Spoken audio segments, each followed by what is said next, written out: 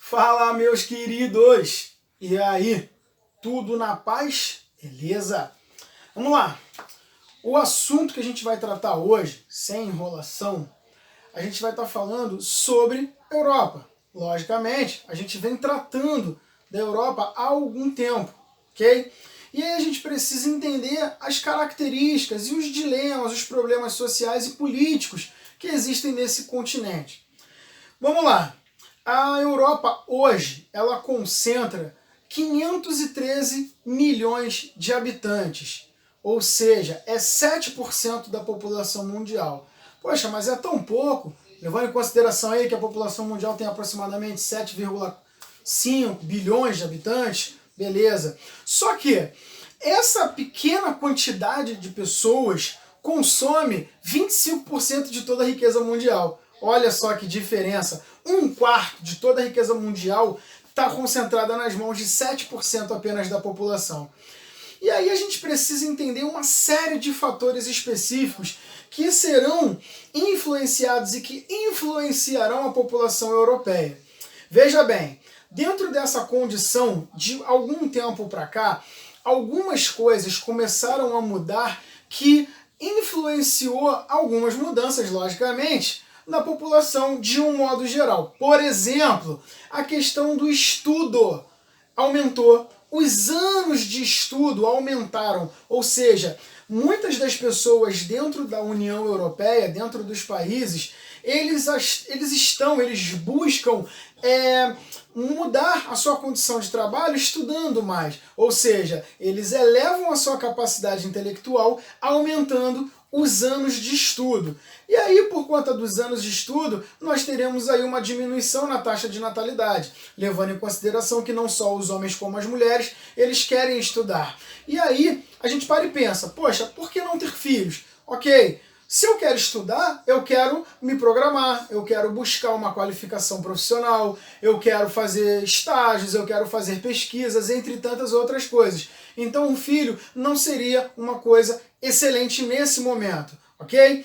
A questão da entrada da mulher no mercado de trabalho de uns anos para cá, de algumas décadas para cá, também é um fator que acaba influenciando essa condição. Então as mulheres, elas trabalham e, consequentemente, elas vão ter um número menor de filhos, o que era diferente no século passado. Sem contar que o planejamento familiar, hoje e de um tempo para cá, ele é uma realidade. Então a questão do planejamento familiar, ele vai ser justamente uma condição específica e fundamental para essa diminuição na taxa de natalidade. Tá, beleza, poucos filhos nascendo. E qual o problema nisso? O problema é que, por conta da qualidade de vida que a população vive, boa parte da população ela acaba vivendo mais. Ou seja, países desenvolvidos que têm uma boa qualidade de vida, consequentemente terão um dos fatores de saúde, a população vivendo mais. Ou seja, a expectativa de vida da população da União Europeia é grande. Então a população ela vai vivendo até mais do que 80 anos. E isso aí é um problema. Por que é um problema? Não pode ter pessoas idosas no país? Pode. Só que, dentro de uma pirâmide etária, eu tenho na base os jovens, no meio, no corpo, eu tenho os adultos e, por fim, eu tenho os idosos. Só que, quem mantém a pirâmide como um todo vai ser os adultos, serão os adultos. E aí, se eu tenho um número menor de adultos, considerando que eu tenho uma taxa de natalidade menor, e aí esses jovens logo serão os adultos, eu vou ter poucas pessoas trabalhando. E aí essas poucas pessoas trabalhando, consequentemente, precisarão manter um número cada vez maior de idosos. E aí a gente tem um problema. Por quê? Porque os idosos, eles não trabalham mais, eles já trabalharam, e aí eles precisam receber aposentadoria. Então a questão de previdência social, ela vai ter um problema muito grande em relação a isso, por conta desses fatores específicos. Por exemplo, o IDH. O IDH dos países da União Europeia é altíssimo. Por quê? Porque a população ela tem alto nível de estudo e ela tem uma expectativa de vida bacana. E aí, conforme isso acontece, a distribuição de renda, que é o terceiro fator do IDH, também vai ser bom. Só que eu vou ter um problema muito grande. Porque eu tenho um grande número de pessoas com um nível de estudo elevado. Em contrapartida, eu não vou ter uma grande quantidade de pessoas para fazer os serviços básicos, que na maioria dos casos não necessitam tanta qualificação educacional assim. E aí que eu tenho um problema muito grande. Alguns países, eles acabam aceitando uma quantidade grande de imigrantes, sobretudo imigrantes latino-americanos, asiáticos e africanos.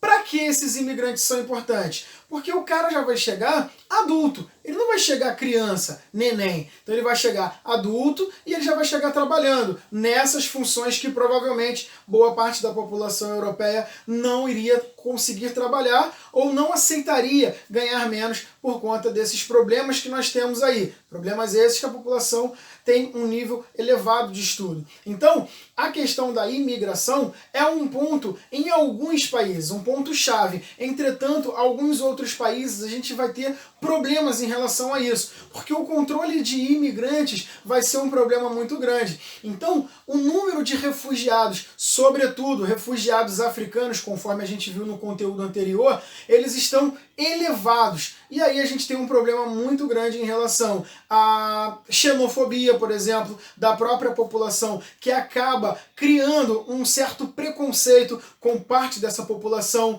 sem contar na questão dos recursos, a utilização de serviços básicos, como saúde, educação, entre tantas outras coisas, causando um aumento na população, não de uma forma esperada, e sim de um problema muito maior em relação a isso. Beleza? Então, os dilemas, alguns dos dilemas sociais e políticos, e populacionais e econômicos que acontecem dentro dos países da União Europeia são causados por alguns desses fatores, beleza? Mas aí, ao longo das aulas, ao longo dos conteúdos, a gente vai destrinchando melhor, a gente vai desenrolando melhor esse conteúdo e a gente vai tendo uma melhor noção de como isso acontece e quais são as soluções ou as possíveis soluções que são tomadas pelos governos para mudar essa realidade como um todo, beleza? Então, ó, não deixa de estudar e no próximo vídeo a gente se vê novamente ou nas aulas online, ok? Então, ó, fique em casa, álcool em gel e, ó, beijo no coração de vocês e até a próxima. Tchau!